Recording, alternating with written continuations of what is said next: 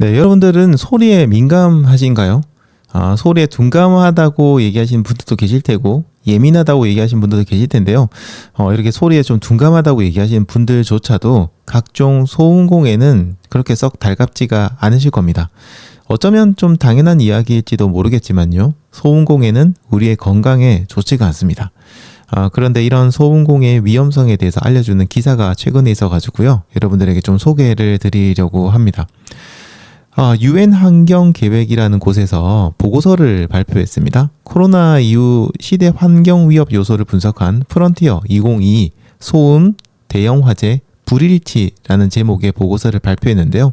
자, 여기서는 전 세계의 소음공해, 도시의 소음공해, 그리고 기후변화로 인해 빈번해지고 있는 대형 화재들, 최근에 굉장히 그런 문제들이 좀 많았죠.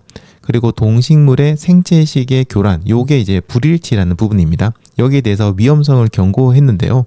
저는 그 중에서도 소음공해에 대해서 좀 얘기를 드리겠습니다.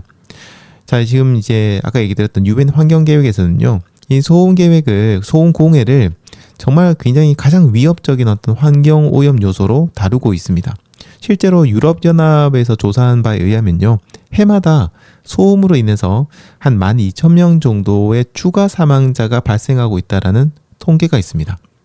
아니 무슨 소음 때문에 사람이 이렇게 죽나? 이렇게 생각을 하실 수도 있는데요. 소음으로 인해서 직접적으로 사람이 죽는다기보다는 그 소음으로 인해서 생기는 여러 가지 문제들이 사망률을 좀 높인다. 이렇게 생각을 하셔도 될 것 같아요. 평소에 건강이 좀 안 좋으셨던 분들이라면 주변 소음으로 인해서 생기는 스트레스라든지 이런 것들이 좀 더 그런 것들을 더 안 좋은 것들을 악화시켜 가지고요. 그분이 사망할 수 있는 확률이 조금씩 올라간다는 거죠. 자, 그래서 이 보고서에 따르면요.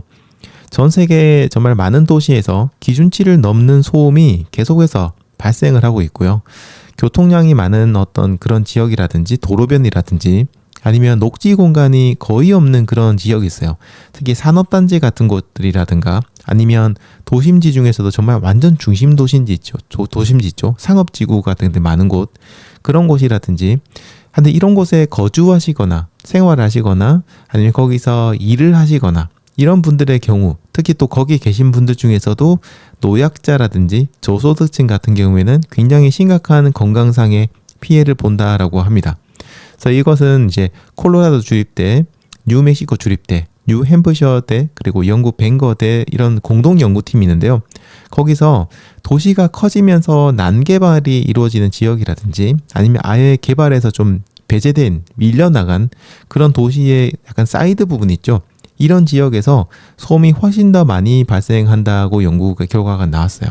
그리고 이런 것들은 당연히 그리고 사람뿐만이 아니라 야생동물이라든지 이런 생태계에도 굉장히 부정적인 결과를 초래한다고 합니다. 게다가 이게 이런 소음 같은 경우에는 빈부격차하고 굉장히 큰 관련성이 있어요. 그래서 이 연구팀이 미국에 있는 좀 큰 도시 한 83개 정도? 예, 이 정도의 도시를 대상으로 해가지고요. 인종 분포, 그 다음에 도시의 소음 정도, 그리고 이런 소음이 야생동물에게 미치는 영향 이런 것들을 조사를 했습니다. 그랬더니 등급을 A, B, C, D 이렇게 등급을 나눴어요. A 등급 같은 경우에는 가장 부유한 그런 지역이고요. D로 갈수록 D 등급으로 갈수록 가난한 그런 지역이 있는데 특징이 A 지역 같은 경우에는 가장 부유한 사람들이 많았고 특히 백인의 비중이 좀 높았고요. D 등급으로 갈수록 가난한 그런 분들이 많았고 인종의 다양성이 훨씬 더 커졌다고 합니다. 자, 그런데 이 D 등급 같은 경우에요. A 등급과 비교했을 때 소음의 수준이 17% 더 높은 것으로 확인이 됐습니다. 이 17%라는 숫자가 생각보다 크지 않네?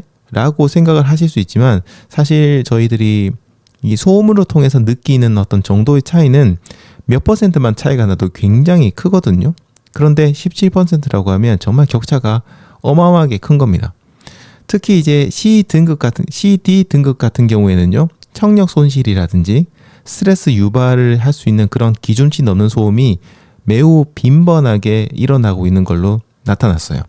그리고 CD 등급에서는 AB 등급의 어떤 지역보다 청력 손실, 불면증, 불안증이라든지 우울증 이런 것들을 호소하시는 사람들이 훨씬 더 많았고, 또 이런 여파로 인해서 결국에는 뭐 고혈압이라든지 심장병이라든지 뇌졸중 이런 환자들도 훨씬 더 많이 나오는 걸로 집계가 되었습니다. 물론 이게 직접적으로 소음공해 때문에라고, 이게 소음공해 때문은 아니에요. 아무래도 좀 지역이 낙후된 지역에는 빈곤층이 살고 있는 확률도 많고, 그러다 보니까 전반적인 건강 상태가 안 좋아요. 위생부터 시작해서 모든 것들이. 그런 것들도 물론 영향이 있지만은 소음공해도 분명히 영향을 준다라고 이런 보고서에는 나와 있습니다. 게다가 아까 얘기 드린 것처럼 사람만 영향을 받는 건 아니죠. 곤충이라든지 조류, 양서류, 파충류 같은 그런 야생동물의 다양성도 소음이 좀 적은 지역에 비해서 소음이 큰 지역은 현저하게 떨어지는 걸로 조사가 좀 됐어요. 그래서 이렇게 이 연구에서는 주거 지역을 저희가 선택을 할 때 이런 소음에 대한 부분들도 굉장히 중요하게 좀 생각을 해야 된다라고 나왔습니다. 근데 이제 그렇죠. 사실 저 같은 경우에도 얼마 전은 아니고 이제 꽤 예전에 지금 살고 있는 지역으로 이사를 했는데요. 그전에는 제가 서울에 살고 있었거든요. 근데 생각해보면 서울에 있는 대부분의 지역들은 굉장히 밀집되어 있고요. 녹지가 많이 없는 지역도 많고, 그러다 보니까 항상 소음공해에 사람이 좀 노출이 되어 있는 것 같아요. 일상생활하는 데는 그렇게 지장이 없지만 분명히 이런 소음들이 저희들의 어떤 정신건강, 육체 건강에 안 좋은 영향을 미쳤을 것 같습니다. 제가 결혼을 하기 전에는 방배동에 살았어요. 근데 거기는 이제 교통 사차들 굉장히 많이 다니잖아요. 그러다 보니까 항상 어떤 자동차가 다니는 소리를 밤에도 계속 들어야 됐어요. 자동차들이 또 막 그렇게 좀 빨리 가는 차 있잖아요. 막 부웅한 소리 막 나면서 레이싱 하시는 분들인지 시끄럽게 막 운전하시는 분도 계셨고, 앰뷸런스 소리가 너무 자주 들렸어요. 앰뷸런스 소리 계속 들리고, 하여튼 뭐 그다음에 사람들의 어떤 이야기하는 소리라든지 막 시끄럽게 하는 소리들, 이런 것들이 주변에서 항상 들리니까 제가 잠을 자도 그렇게 뭐 편하게 자지는 못한 것 같고요. 항상 그런 소음에 노출이 되어 있었던 것 같아요. 근데 그러다가 결혼을 하고, 저는 이제 보라매 공원이라는 곳 근처에 이제 결혼을 하고 거기서 살았거든요.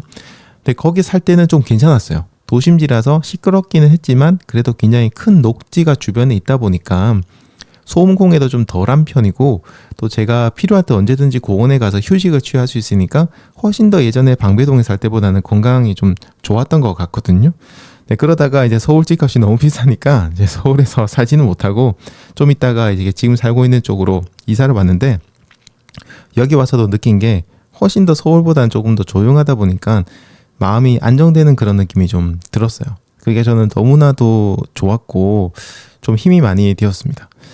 그리고 환경 얘기가 나오니까 이제 제가 러너로서 좀 얘기 드리고 싶은 게, 뭐 이런 소음 같은 것도 중요하죠. 중요한데 또 러너들의 입장에서는 저희 주변에 어떤 달릴 수 있는 그런 환경, 이런 것들도 굉장히 중요합니다.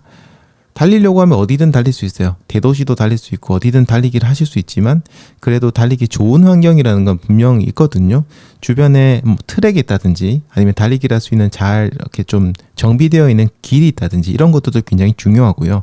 또 그런 트랙이나 길이 있다고 하더라도 이왕이면 거기에 조금 녹색 식물들이 많이 보이는, 나무도 보이고 풀도 보이고 좀 그런 곳, 그리고 주변이 좀 트여 있어서 하늘도 잘 보이는 곳, 이런 곳이 있다면은 달리기 하시는 분들에게 정말 좋다고 생각을 해요. 저도 이제 저는 주로 안양천이랑 집 주변에 있는 트랙을 달리는데요.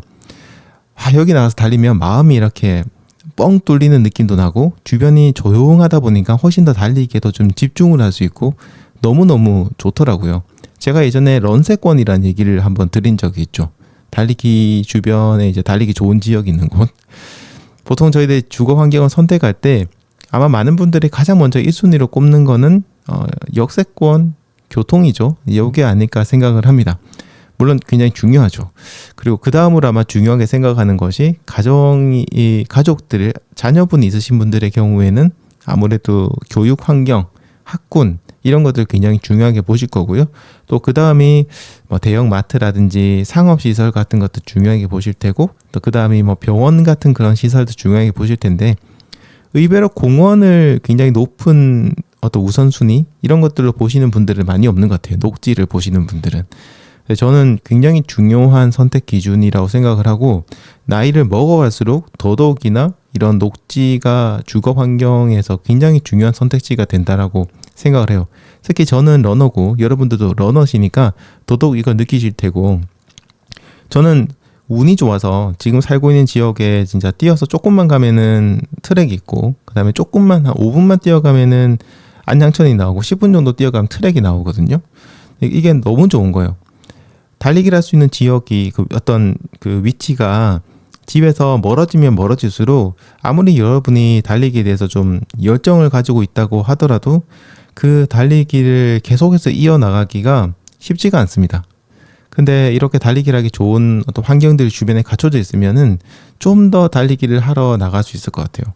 달리기는 또 이렇게 거리가 멀잖아요. 그러면은 갈 때는 어떻게 간다고 치더라도 돌아올 때가 굉장히 힘들거든요. 몸도 지쳐 있고 땀도 많이 났는데 그 먼 거리를 내가 다시 뭐 대중교통을 타고 와야 된다든지 걸어서 와야 된다든지 자전거를 타고 와야 되는지 이러면은 너무너무 힘듭니다.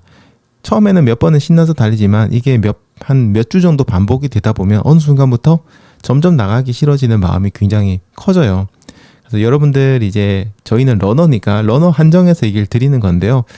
주거 환경을 선택하실 때 주변에 달리기 좋은 곳이 있는지, 꼭 트랙이 아니더라도 달리기 좋은 곳이 있는지 이런 것들을 잘 한번 체크해 보시면은 좋을 것 같습니다. 그러면 훨씬 더 여러분들 달리기가 즐거워지게 될 것 같아요.